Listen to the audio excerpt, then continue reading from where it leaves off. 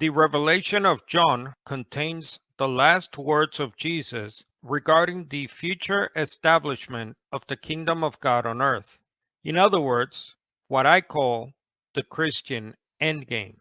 As a result, Jesus not only echoes but expands on the prophecies of Daniel. For example, note the following parallels between Daniel chapter 7 and Revelation chapter 20.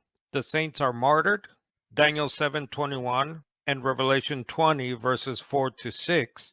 There is the second coming, Daniel 7:13 and Revelation 20 verse 1. Thrones are set up for the saints to rule the nations, Daniel 7:9 and 14, and then Revelation 20 verses 3 to 4. The beast, who is the devil, is cast into the lake of fire, Daniel 7:11 and 26, and Revelation 20 verse 10. This is followed by the second resurrection of the rest of the dead, Revelation 20 verses 4 to 6. And the kingdom is given to the saints forever, Daniel 7:18, 22, 27, and Revelation 20 verses 9 to 10.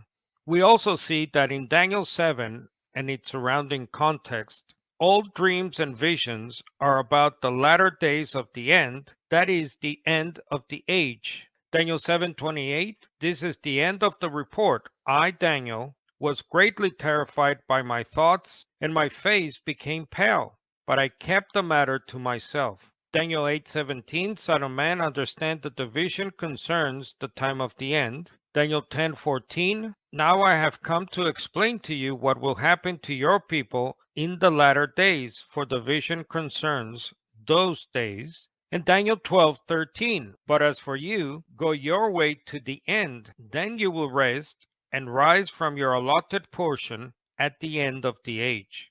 We also see how both visions of Daniel and John result in a literal resurrection of those who sleep in the dust of the ground, Daniel 12 verse 2.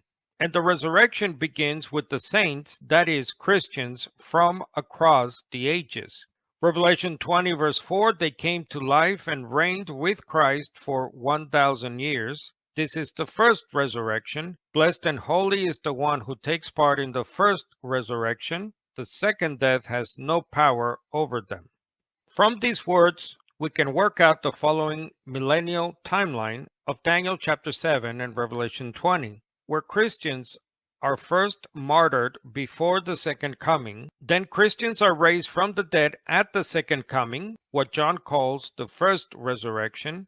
Then Christians will judge the world and rule the nations with Christ for 1,000 years. Then Christians destroy the devil, that is Satan, called the beast, and the dragon in Revelation, and the rest of the dead are raised at the end of the 1,000 years. And finally, Christians will inherit the kingdom forever.